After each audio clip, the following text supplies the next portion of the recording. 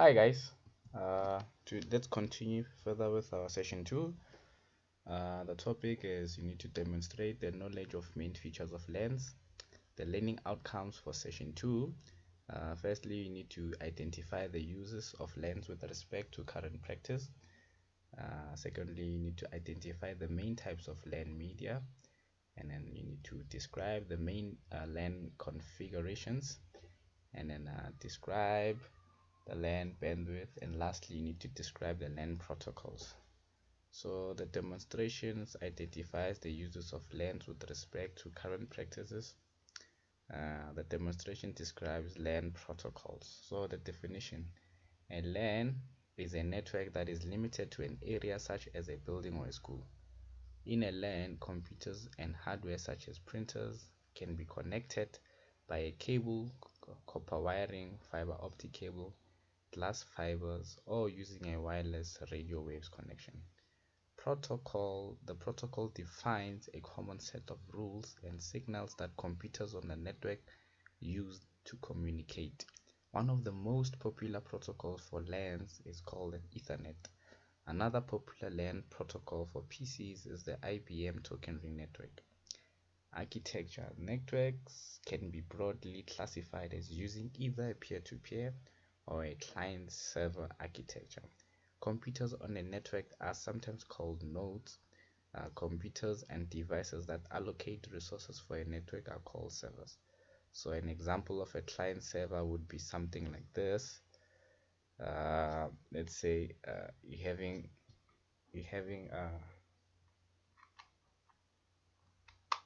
let's say you're having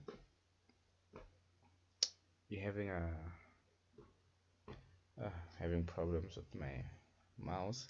Let's say you're having a client server. You're having a client and a server. So a client would request information, let's say maybe files of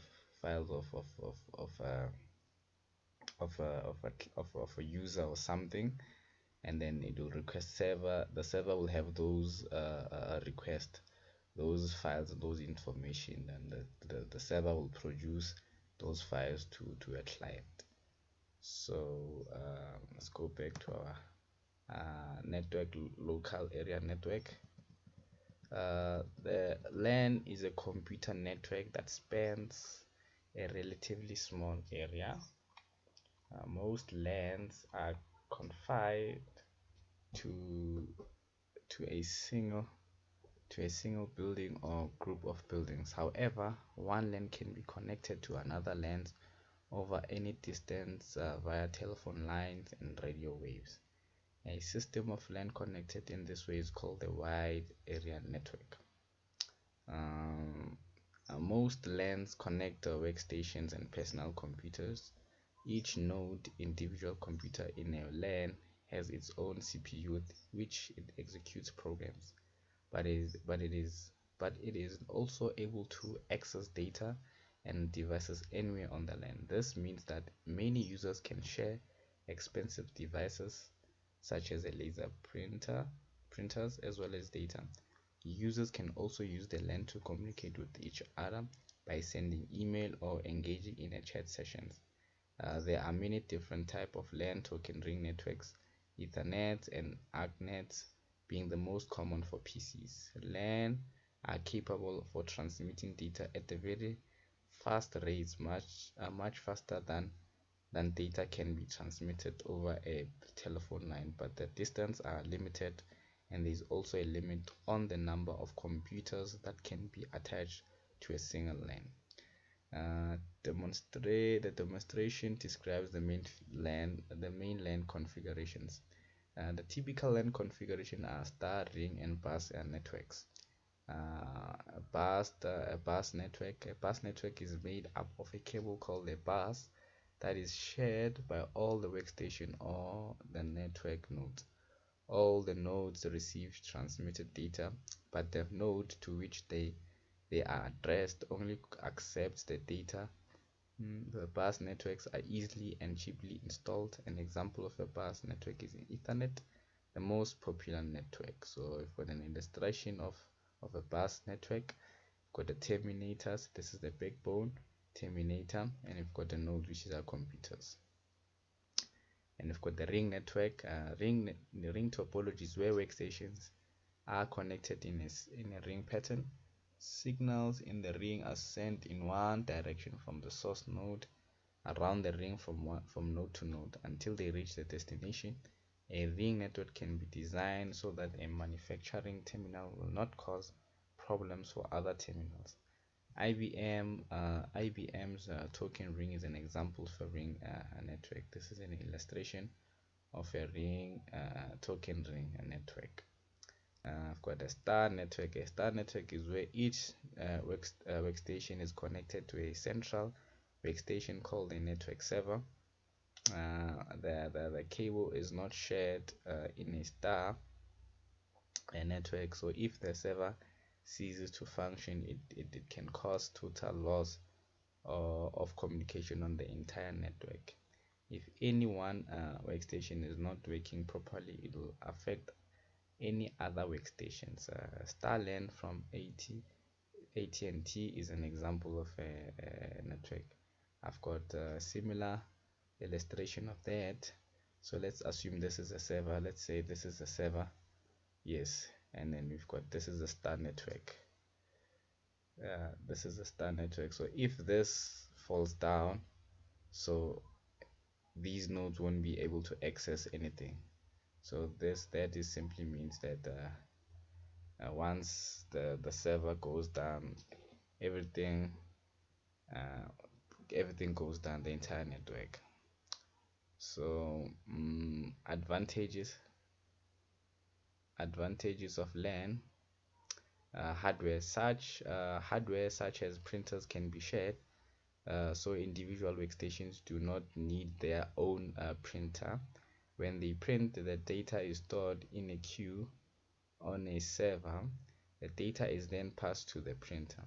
All the users' work can be stored in a central place, the dedicated file server, so a user can access their work through any computer on the network. So that means, let's say for instance, you've got Kabelo and Tabo. So all their informations are on the server. So now let's say maybe Kabelo's the desktop is in room 1 and Tabo is in room 5. Let's say room 4 and room 5. So now Tabo is not in network, but now Kabelo can work in room 5 and can access his personal things on the server, because of now it's located within the LAN environment. So software can be shared. Software packages are stored on the server and downloaded to workstations as you requested. Note that a license still has to be bought for each copy of the software needed. Yeah, similar, it could be like, for instance, let's say maybe we've got the latest Microsoft Office 16 and the company was using Microsoft 13 Office.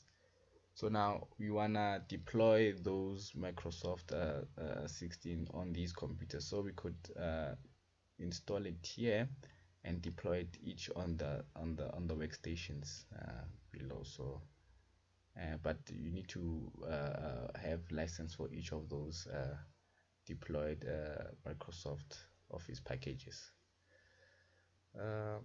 The data can be shared because database files stored in the server are available to users around the network. Data from CD-ROMs can also be shared across the network. We've got the central backup, which can take place automatically at the regular intervals. The user will usually be able to retrieve work that has been deleted by mistake. Messages can be sent to people working at other computers on the network, which can save time and paper. It is possible to set up a local intranet, such as that on the KLB school network. The web pages of information can be accessed only over the LAN and intranet is a free because it does not involve phone links. So basically an intranet could be uh, an application that is used within a business, within a company. So let's say maybe we've got in this company we've got an intranet which provides information based on what they do basically. So let's say maybe this is a police station. uh, its intranet, it will provide details in terms of uh, the information within the SAPS environment. So it will provide information as to say, okay, for we've got different departments, and in these departments so and so deals with that, and information of so and so and that, and we've got news within our environment which will provide to say in that department these people have managed to solve cases of the. So internet is basically an something similar to that I've explained. So now there is control over users access rights to programs and data. So the disadvantages of LAN: printing can be slow where a lot of workstations are served by only one or two printers. Long printers queues may develop. Let's make an example of that. Let's find a printer. Where's the printer? Printer. Um, printer. Let's assume this is a printer. I don't think I have a printer here. Let's assume this is our printer. Let me find something suitable that will demonstrate the printer. Let's assume this is a printer. We are assuming this is our printer. We assume this is our printer. Let's check.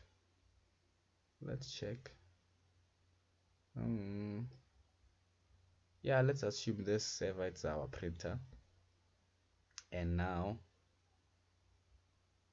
uh,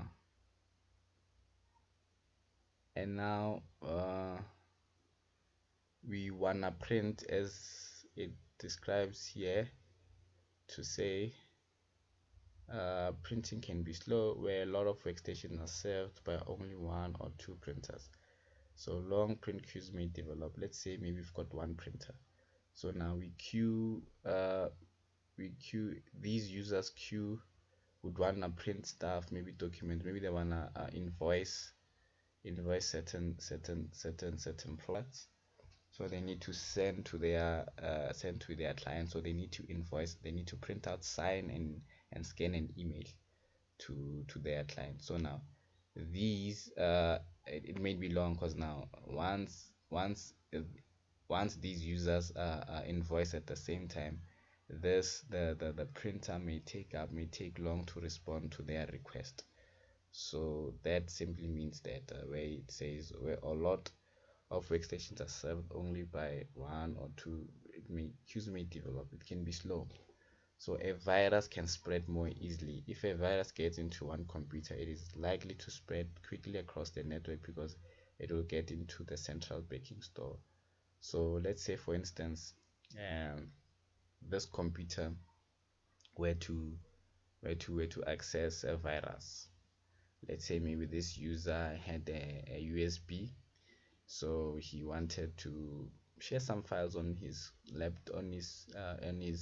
PC, on his desktop.